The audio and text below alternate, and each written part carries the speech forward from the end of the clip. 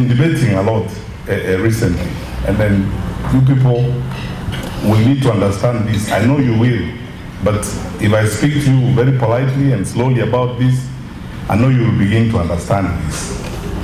Many of you, especially those that have said grew up with me in my village, know that we grew up from humble beginnings. We were raised by parents who were poor materially, but they were very rich in faith, in love, and their determination and focus on what is right in society. And for the entire time that I have served in the public service for 10 years as a minister, for which I thank the Lord. I didn't have anything special. I didn't have to be the one appointed. It's just by the grace of God that I got the opportunity. Every single day, for which I thank God and for which I'm happy, was an experience of humility and very humbling. And every time, and then recently when I started doing this, I've been telling my friends, I don't know whether people know how emotional and how humbling public service can be. Let me give you 2 examples. I acted briefly at the Ministry of Lands, and the minister stepped aside. And every day, I would come into the office and you see, how people are suffering and so on. You see crowds of people in areas on the ground floor. So I decided that I would tell my peers and the other people to create a small office for me, so that on Wednesday, on the ground floor, instead of asking Wananchi and other people to come up, to create a small office for me on the ground floor where I could meet those people who had urgent problems that they thought the minister would solve. I didn't use the office for long, for this simple reason. I discovered that it was going to become a health issue to me, because it was going to be, you can emotionally, sometimes you hear things, you go home, you can't even sleep. Because you see, when a widow walks to you and tells you that she has lost her land to people because of fraud involving even public officials, and this poor widow cried, the people who have developed their countries, all these things we admire. My dear sister Rina, the systems work here, I agree with you. These people are not from us, they're human beings that just agreed to get stuff done, get your work done. That's all. They're not from us. Just that they know 2 and 2 is 4. That's all. They will not import rice when their rice farmers have got rice in their stores. They know our low level of political accountability is worrying. And look, as one politician in this country said, don't agonize, organize. That's right. So, let's not agonize. Let's not spend all our time describing our problems. Let's spend a lot of it looking for solutions and organizing ourselves on how we are going to move forward. I never end any remarks these days without saying this. Like you, I have incredible faith in my country. There is nothing wrong with Kenya. Our country is great and God has blessed us with a wonderful country. As I have proved before in public service, even here from this podium, I can give you names of over 50 public servants I worked with before. Because when I arrived in any department, I asked the people, first of all, I asked my boss, the president, because you are the one who has asked for votes from Kenyans, so the covenant is between you and Kenyans. I am your program officer. What do you want me to do when I get there? He tells me, like in the case of the Ministry of Education, this thing about the examination cheating is going to destroy us as a country. We have a problem with learning content. Figure out how we can resolve the problem, and so on. So I tell him, boss, mimi mtu wa kazi, tomorrow tumeanza. And every time you go there, you meet wonderful people. That's when I worked very closely with the late my brother Professor Magoa, and all these people. When you sit down, you are brilliant. I mean, we are spoiled for choice. It's shocking that we are performing the way we are in some cases. Smart people who have got solutions. I call in the leaders of the secondary school sales association. I shake hands with them. We sit down, work on solutions. And people have suggestions.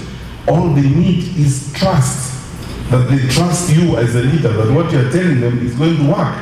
That you don't tell them today, enjoy it tomorrow, or alternatively, you tell them we are running a free system that is working, but you are the one receiving bribes at night. It doesn't work that way. Because you have to walk the talk, live your word, and nothing beats exemplary leadership. Because people will believe your actions more than they will believe your words, as it were. So, my dear friends, I believe we have a great country. And I can tell you this without fear of contradiction or any doubt or hesitation. We will build our country. We need to pull ourselves together. We will resolve the challenges we have. We will fix them. And we will move forward. We are a resilient country. Our people are great. I can give you numerous examples. I was the Minister for Security during COVID. And during COVID-19, it's incredible what I saw, the spirit of the Kenyan people. The Kenya Association of Manufacturers, there's a woman called Phyllis Wakiaga, if you know her. Fantastic lady, CEO. Kenyan business people donated a water tank for every police station. Wow. Without anybody paying them. And they told me, Minister, we will take the water tanks and so that our police officers can wash their hands. Wow. I went to a roadblock at night in Limuru, somewhere there at 1 a.m. to figure out, because that's one of our major routes of movement, so that we are dealing with the spread of infection. And I discovered that a businessman had agreed to supply our police officers on that roadblock with bread. Wow. But every morning, dutifully, that businessman was sending his van with bread to those police officers. And the women around that Limuru area had come together and agreed to make tea for those police officers. In Katani, somewhere in Eastern Province, I went to a roadblock. I spent a Sunday afternoon with some women who really touched my heart. These women had come together and they decided they would cook for the police officers on that roadblock. And they were beautifully putting munga together, cooking for them. One of them, the leader, is a lawyer. That is the spirit of Kenya. That's the Kenya I know. That's why wonderful people, as you go away from here tonight, please, if you forget everything I've said, don't forget this. We are better than what I'm seeing. That's right. We are better people. We are better people than the management I'm seeing of our country, where thugs carrying weapons are moving side by side with uniformed police officers. We are better people than that. We are a better country. In fact, for us, 62 years after independence, we are a better and decent country. Those are things that are not descriptive of Kenya. Kenya is better than that. And make no mistake, that is not our destiny. That very lowly behavior, that very crazy conduct doesn't speak about Kenya. It's just a group of individuals who believe that they will hold on to power through crude mechanisms like those. But we are majority and we are better people. We will say no and we will resist those things. And move forward and build a strong country. We are better off together. So let's pull together and work as Kenyans. We enjoy being together one with another. I mean, I love all these guys who are seated here for the several hours I've spent here with Dr. Karanja, for example. I've learned a lot. We have even schemed a number of things. I have learned a lot from Mwaura since we started working together, and his wife, Dr. Weche, about how we need to now reorganize ourselves, our ideas and messaging and working together. There are so many people in this country. I was the other day talking with Professor Gola and so on, who have got brilliant ideas on what we can do about our country. A while ago, last week, I was having breakfast with some friends of mine, Ahmed Ali and so on, serious guys, and saying, scheming how we can campaign for one of us Kenyans to get a senior job somewhere in some international organization here. You see, that is who we are. That is who we are as a people. You know, we look out for each other.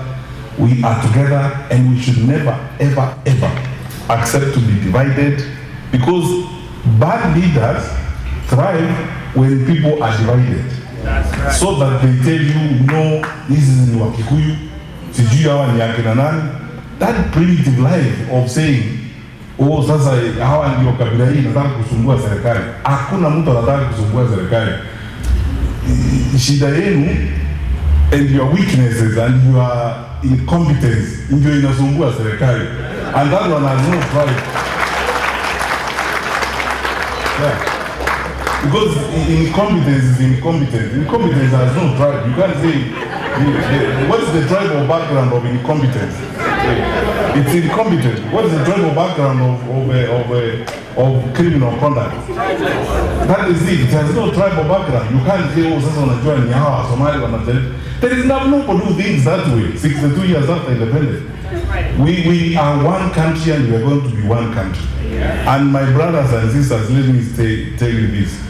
We must say no to those types of things and move forward by faith, armed with the commitment that we must have to our beloved country. If you're in need of electrical wiring, solar installation, or electrical fittings such as strip lights, snake lights, downlighters, or chandeliers, contact Engineer Wycliffe at 0707 476602 and he'll get your house dapped up.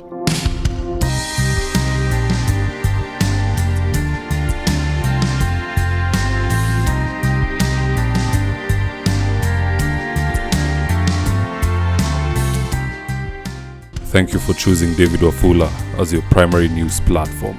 We put countless hours in research, recording, and editing. By showing up each and every day to watch our videos, you encourage us to generate more videos for the viewers. We are on a mission to inform, educate, and build a better tomorrow. To our thousands of followers in a world full of presidents, kings, and queens, you are the real gem. Adios.